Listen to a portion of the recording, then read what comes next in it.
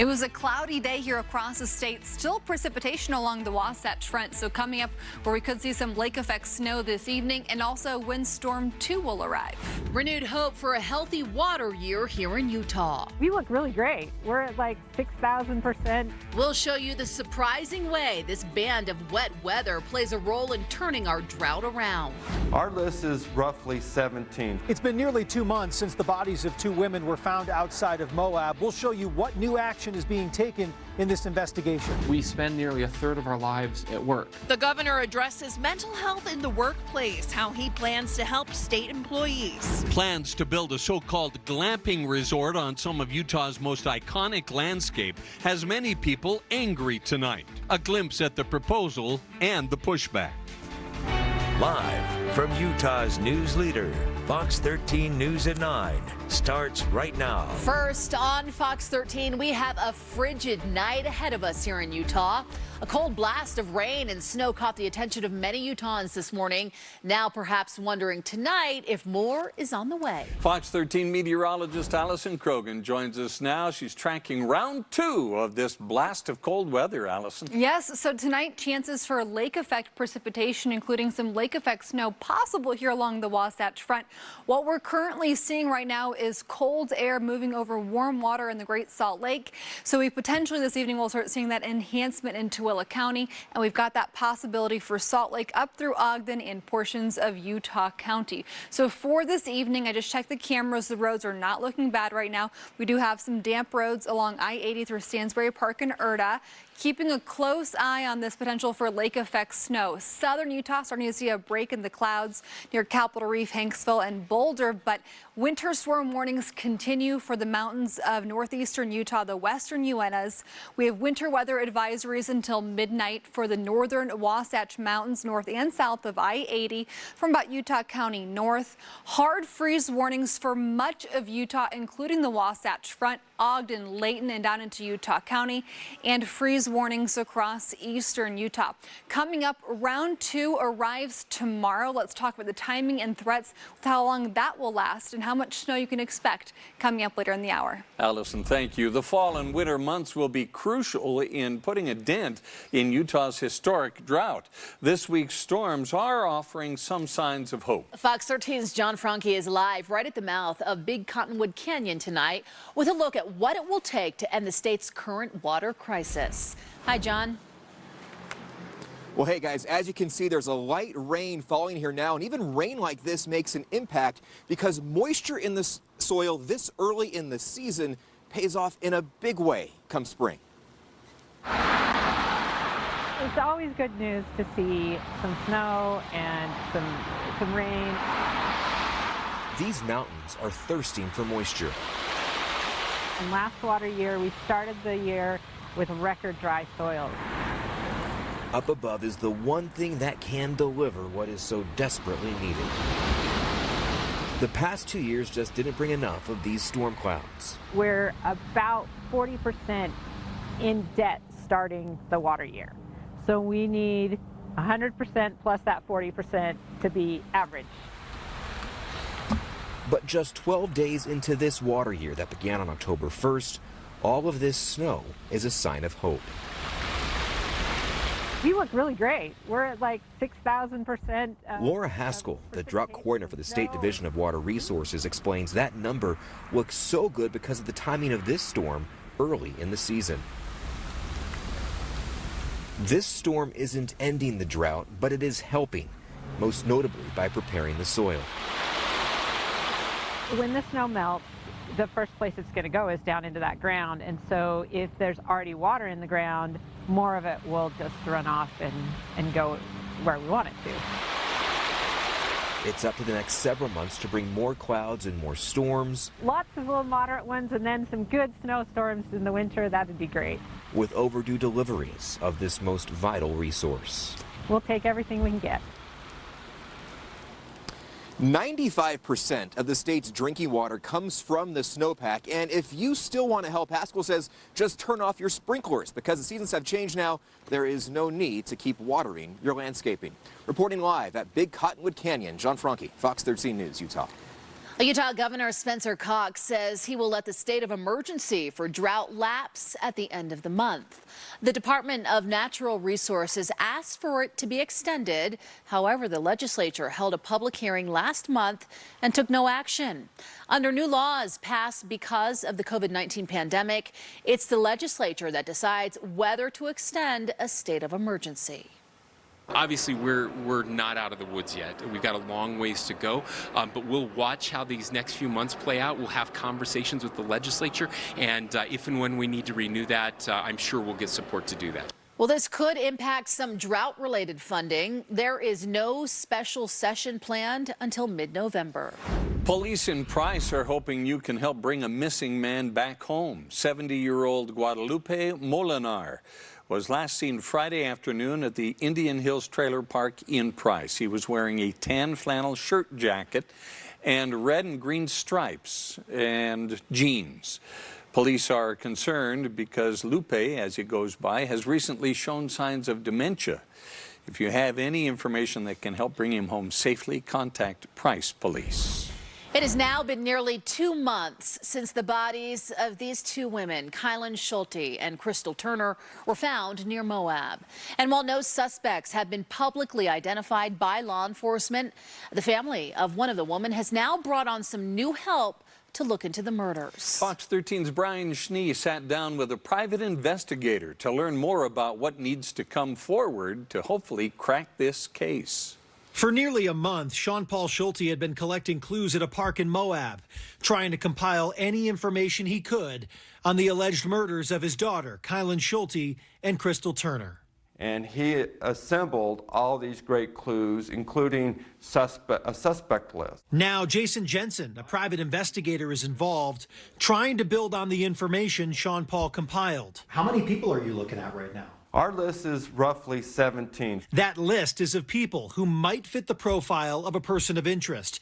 But since all of the physical evidence is in the possession of law enforcement, he's having to take a different approach. This is where Crystal and Kylan camped. He recently visited the site where Kylan and Crystal were found. What we're hoping for is that satellite imagery will identify the color of a car that was parked next to Kylan and Crystal's camp, so that we got a color, and hopefully if it's clear enough imagery, we might be able to get a sky view and discern what the make and model might be.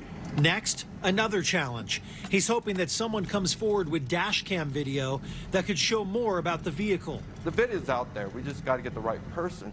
Sadly, we're talking Moab, where you get visitors from all around the country and all around the world. Jensen believes the murders of Kylan and Crystal took place on August 14th or early August 15th. He's also hopeful that law enforcement is working towards a DNA profile with evidence collected at the scene so they can name a suspect. I honestly believe that Grand County Sheriff's Office is doing all that they can, but it takes time. Investigators do believe there is visual evidence still out there that could help connect the dots in this double homicide investigation. If you have any information, they'd like you to reach out. We can show you how on our website, fox13now.com. Brian Schnee, Fox 13 News, Utah. Fox 13 News reached out to the Grand County Sheriff's Office for an update. They are the agency in charge of this investigation. We did not hear back. There are rewards still out there for information that leads to an arrest. To learn more about how to share any tips or clues you may have, go to fox13now.com.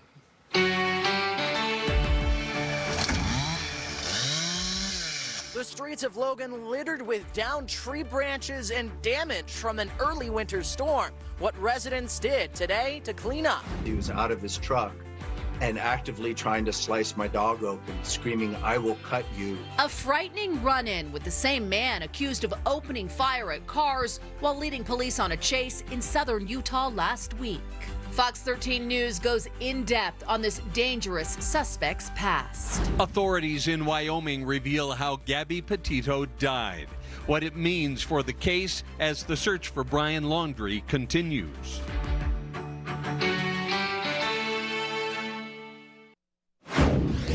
Local leaders and businesses are stepping up, hoping to transform the workplace and squash the stigma of mental health problems. The governor's office says during the pandemic, there has been a 36% increase in calls to the Utah Crisis Line. Fox 13's Emily Tenser explains how his new executive order could help struggling employees. It's well known the pandemic hasn't been easy on mental health, but it's got more people discussing the issue than ever before. I think, you know, one of the components that comes out of any big disaster is seeing how our community can come together. And Governor Spencer Cox hopes to do just that. He announced an executive order Tuesday offering 4 hours of paid mental health leave starting next year. It applies to tens of thousands of state executive employees. The state's HR department says the 4 hours match up with the already given time for physical wellness checks and gives the starting point to drive a conversation. Dr. Travis Mickelson with Intermountain Healthcare says the confidence to come forward is important. In our primary care clinics, we have more people coming into to talk to their primary care clinician about things like anxiety and depression. The governor told employees that, quote, we need to shift the way we talk about mental health and make appropriate care more accessible. Whether work is in an office or work is in a classroom, I think that has a huge impact on our overall feeling of well-being. A foundation with the Salt Lake Chamber is working with local businesses to make sure employees are getting the resources they need. We spend nearly a third of our lives at work. And so businesses are in a really unique and important position to have a positive impact on mental health. Nick Dunn with the Salt Lake Chamber's Utah Community Builder says businesses are making changes, whether that be adding benefits, offering mental health days, or adjusting leave policy. It's important that this effort isn't just about finding workers who have a clinical diagnosis of a mental illness and pushing resources to them. It's a broader approach to say every single one of us can be more mentally, emotionally fit. Emily Tenser, Fox 13 News, Utah. If you are struggling right now and looking for someone to talk to, the Intermountain Behavioral Health Navigation Line is available every day. Just call 833-442-2211. The number's on your screen. Someone will pick up and talk to you. They can help you navigate the right level of help and support you need. An upcoming change in Utah's adoption laws could give those who were adopted a chance to learn more about themselves. Starting November 1st, people who were adopted will have access to more personal and birth family documents, such as medical histories and non-certified birth certificates. These can offer a glimpse into their history to see potential medical issues they could face in the future. That's probably one of the most useful additions to this law, is that we gather that information when a child is first relinquished for adoption. But you're talking about a young person that's relinquishing, and as you age, your body starts to develop other diseases. Even though this law takes effect next month, the Utah Adoption Registry is urging adopted persons and birth parents to sign up now.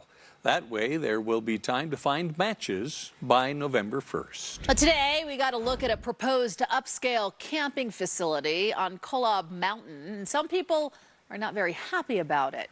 Commercial real estate developer Zion's Gate Management showed off the project. It's called Above Zion. They showed it to the Washington County Planning Commission.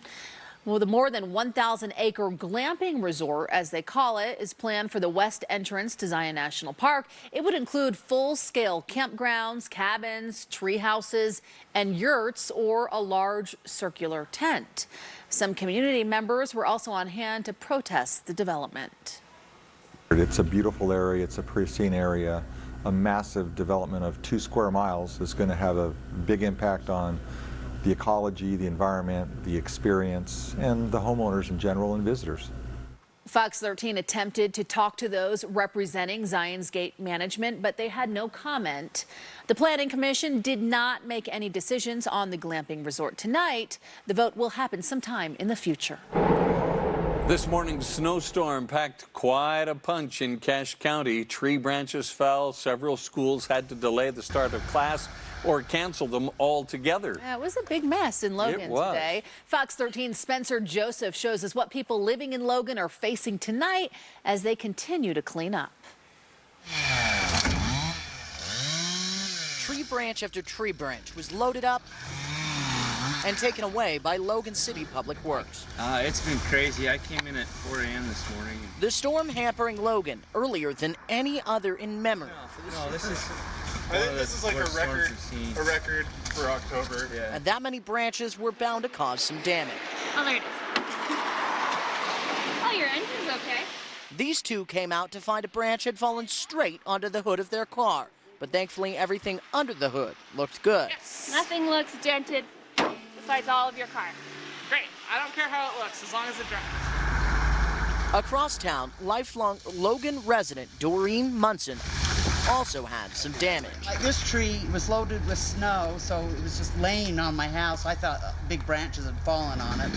I have this huge pine tree in the backyard, and a big branch fell on my fence.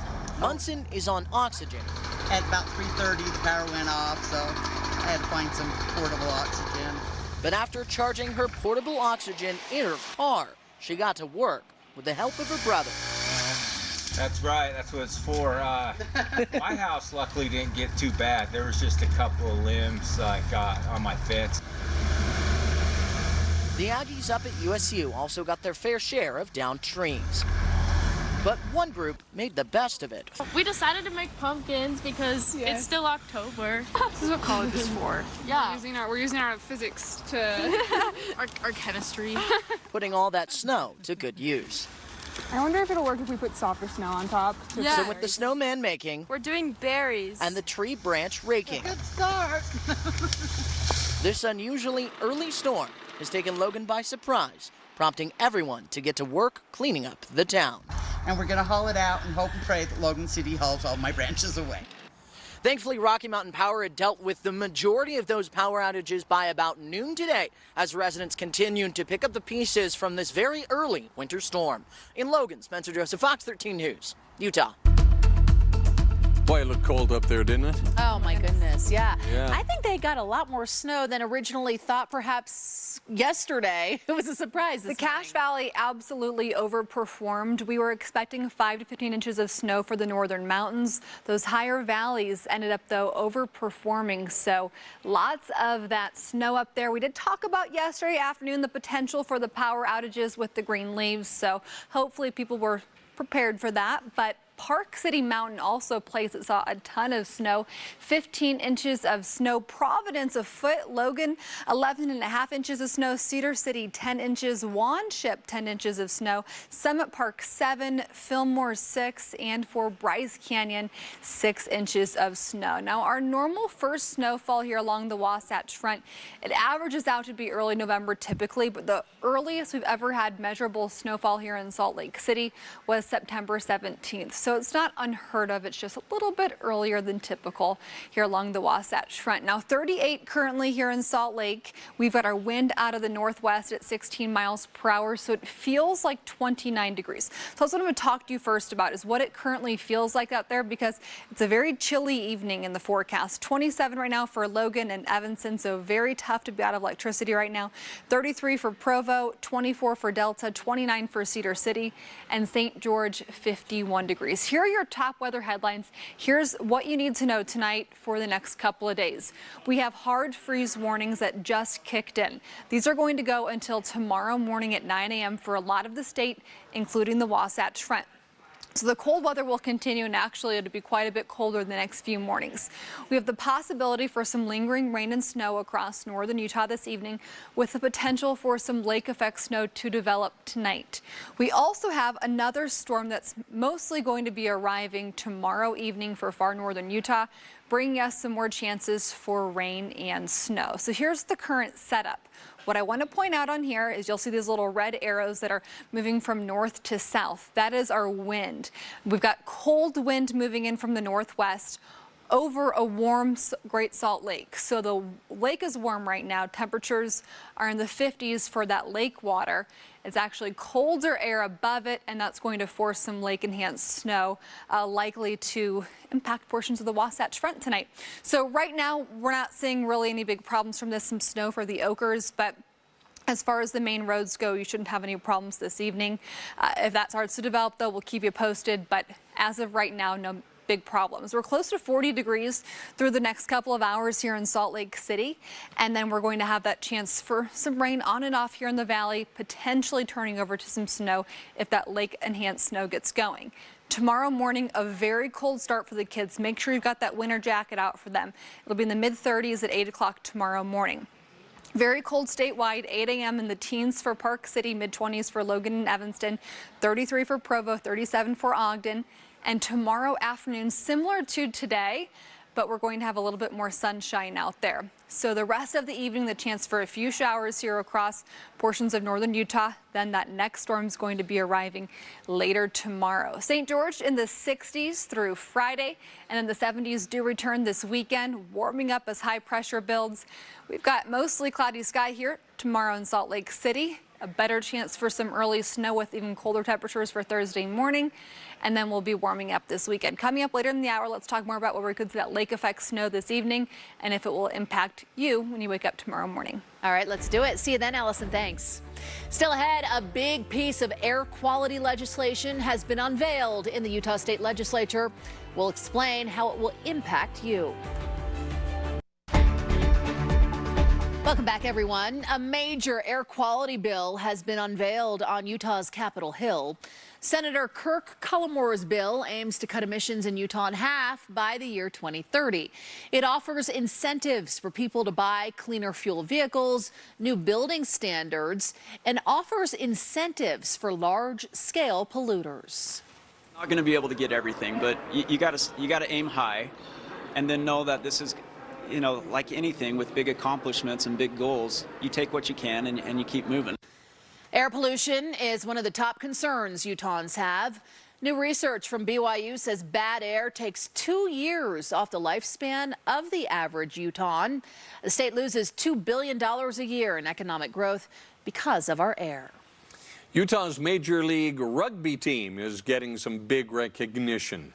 Governor Spencer Cox recognized the Utah Warriors rugby team today. They celebrated Mikey Teo being named Major League Rugby's Player of the Year and Coach Sean Pittman as Coach of the Year. The sport is growing here in Utah. The last couple games of the season, we sold out, and it was amazing. It was actually pretty tough to get tickets towards the end, and it was so beautiful to see our stadium up in Harriman packed. It was a lot of fun. The Warriors kick off their next season on January 1st. Coming up after the break. New insight into the death of Gabby Petito. Coming up, the results of her autopsy and what else we now know. As soon as I heard a description of the truck, I knew it was him. Police say he led them on a rampage through southern Utah. Screaming, "I will cut you. I will cut you. I will gut you." Tonight, we learn more about his past, his history of violence, as people living there ask why nothing was done about it before.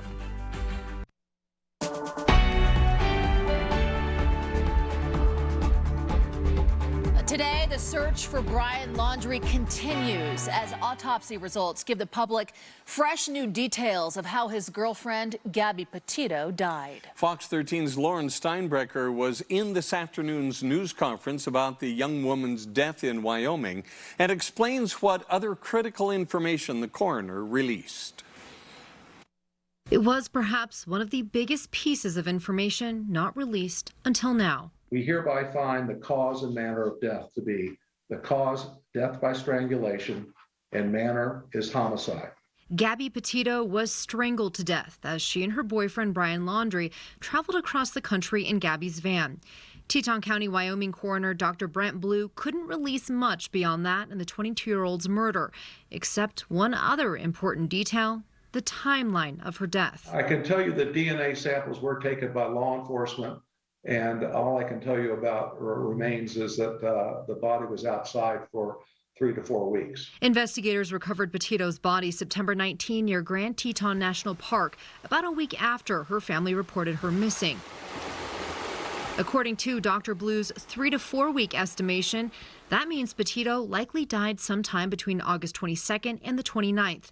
It appears the couple stayed in Salt Lake City August 24th, with Gabby's last Instagram post on August 25th of these photos in Ogden. If she was still alive on the 25th, according to Dr. Blue's timeline, she would have been killed less than 4 days later. Laundrie returned home to Florida in Petito's van on September 1st. Dr. Blue couldn't say if Petito was killed where her body was found in Wyoming or if she suffered any other injuries. We are only tasked with the determination of cause and manner of death. Laundrie is a person of interest in her death, and the FBI issued a federal arrest warrant. He hasn't been seen in almost a month. Moab police pulled the couple over on August 12th after bystanders reported them fighting. That would have been a couple weeks before Petito was killed. Petito's remains have been returned to the mortuary so that her family can work on bringing her home. In studio, Lauren Steinbrecher, Fox 13 News, Utah. Just into the Fox 13 newsroom, we have learned an announcement is expected tomorrow from the Biden administration about the United States reopening its borders with Canada and Mexico to non-essential travel next month for fully vaccinated people from other parts of the world. This would mark the first time the United States borders have been opened in the past 19 months. We'll keep you posted as we learn more tomorrow on Fox 13 News. In a tragic milestone, Utah has now lost more than 3,000 people due to COVID-19. The state health department says 3,025 people have died. That's up 31 since Friday. Intermountain Healthcare says the deaths are now largely preventable because of the widespread availability of the COVID-19 vaccine. It's a sobering and sad milestone to reach, and it speaks to the impact the virus has had in our community. As the numbers continue to rise, it is a challenge for our caregivers now going on 18, 19 months of trying to keep up with the high volumes that have been created by the COVID pandemic. Jess Gomez there with Intermountain Healthcare does encourage people who are unvaccinated to consider getting their shot. Both Moderna and Johnson & Johnson are seeking FDA approval for their COVID-19 booster shots. Moderna claims a booster given after 6 months can restore antibody levels and reduce the number of breakthrough cases. Johnson & Johnson shows similar data with their booster. Meanwhile, the investigation into the origin of COVID-19 is heating up. Chinese officials have denied the World Health Organization access to bat caves and other wildlife areas. They won't hold China accountable. They won't even have a hearing in Congress on where this virus originated, even though all the evidence points to the lab in Wuhan. Congressional Republicans are pushing for the White House to confront China and move the investigation forward. The man accused of leading police on a 3-city chase in southern Utah while shooting at police and other vehicles was known for being aggressive as well as threatening. Fox 13's Haley Higgins goes in depth tonight, learning Shannon Allen Griffin was out of jail on a suspended sentence and had a long history of violence. Shannon Allen Griffin died Saturday morning after shooting himself on this vacant Rockville property on Wednesday. A chase that ended in a shootout that was just feet away from where he posted this picture to Instagram that morning. It was his 55th birthday. As soon as I heard a description of the truck, I knew it was him. Logan Hebner had a run-in with Griffin 3 years ago near his home. All of a sudden, I heard him screaming expletives. He was out of his truck and actively trying to slice my dog open, screaming, "I will cut you, I will cut you, I will gut you," sprinkled with F-bombs. Hebner says Griffin also put a knife in his face and threatened him. Hebner says he immediately called Springdale police, but charges were never filed. For years, Hebner says Griffin constantly harassed the community. That changed everything up here for everybody. At the time of Wednesday's shooting, Griffin was on probation with a suspended 5-month jail sentence for illegally living on a nearby mesa. In Tennessee in 2005, Griffin was found guilty of running over his landlord twice when he was asked to evict, according to court papers. And in 2001, he served time for holding his wife and 2 young children hostage while firing back at a SWAT team.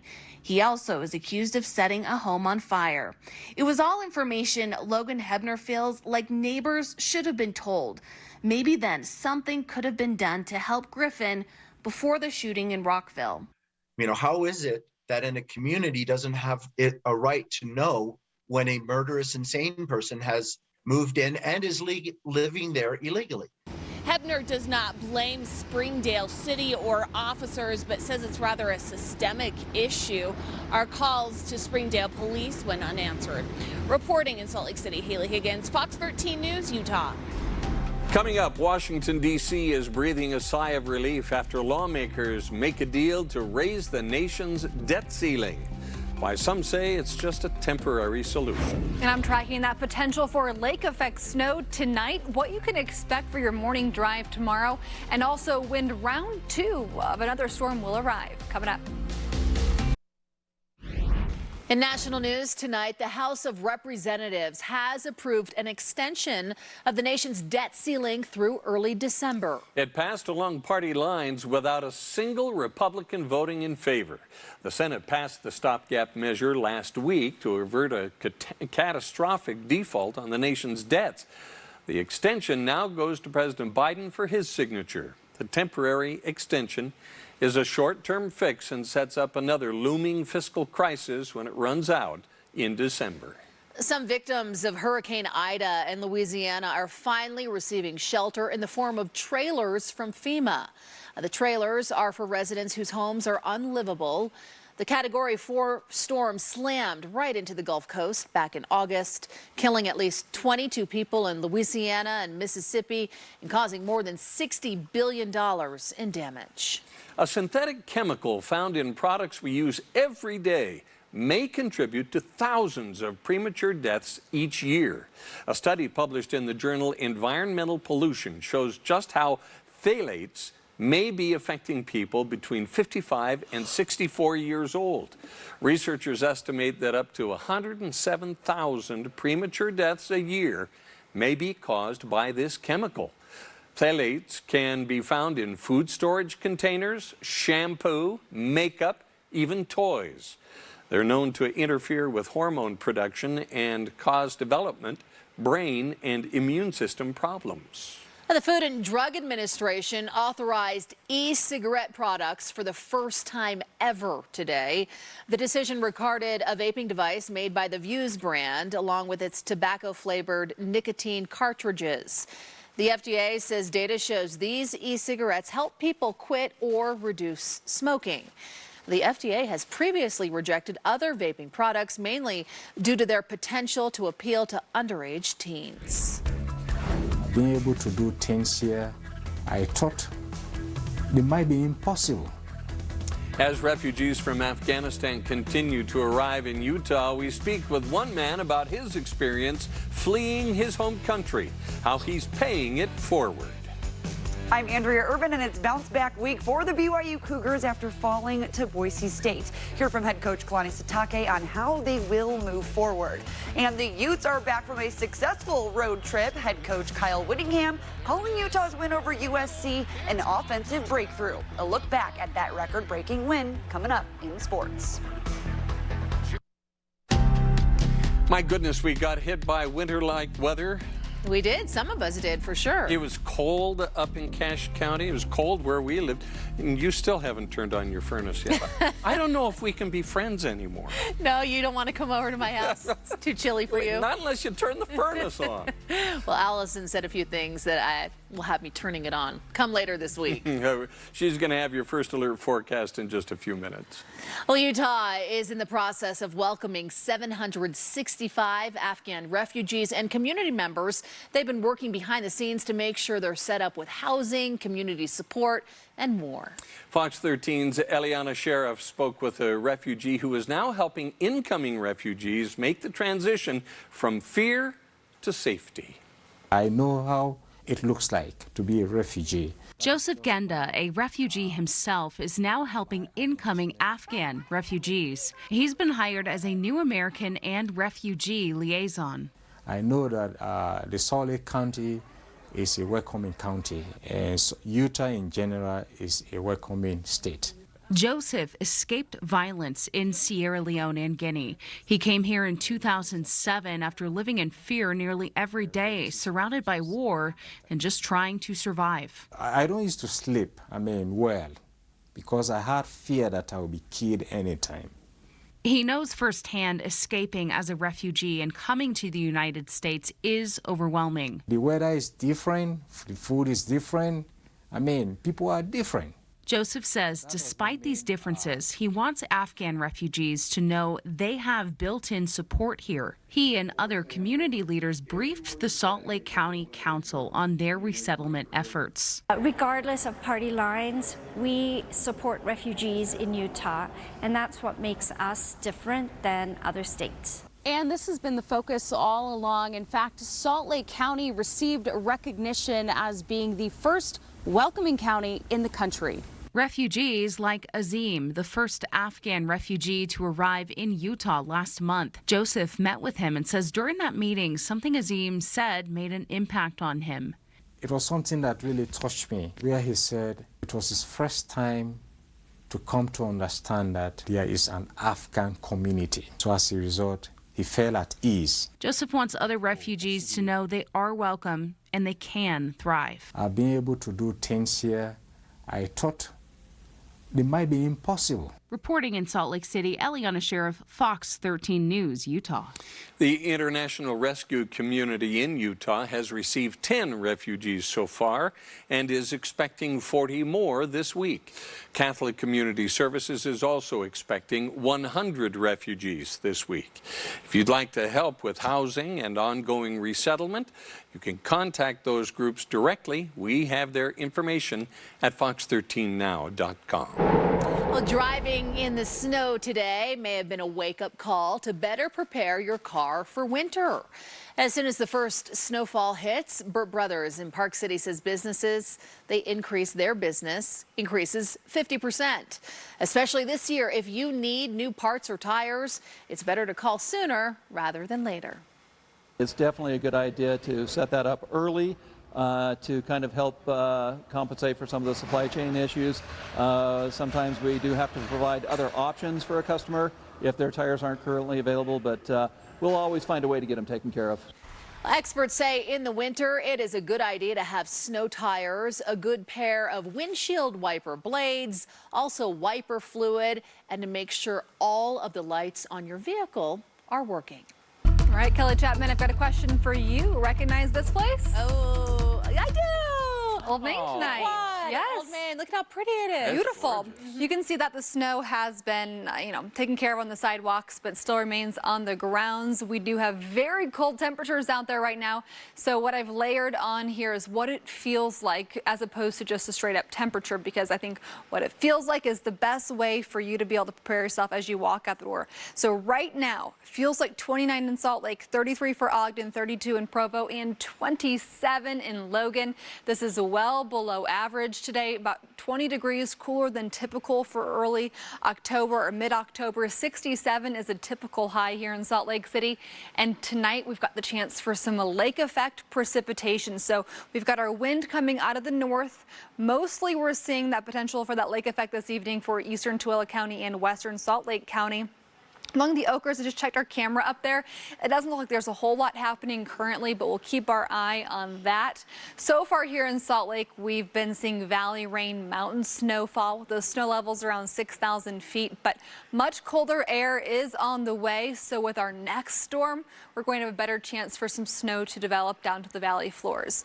Mostly clear sky in southeastern Utah, cloudy along our I-15 corridor and along I-70. For tonight, hard freeze warnings for everything highlighted in purple, including the Wasatch Front, Davis County up towards Ogden, and then Utah County. This goes until 9 o'clock tomorrow morning and does include portions of central and southwestern Utah. So tips: protect your plants, provide shelter for pets, and wrap exposed pipes. Again, this does include portions of the Wasatch Front, Layton up to Ogden, Lehigh down into the rest of Utah County. Overnight temperatures will be about 25 to 35 when you first wake up. 7 a.m. Very cool tomorrow morning. Then we have the chance tonight and into early tomorrow for this lake effect snow to develop.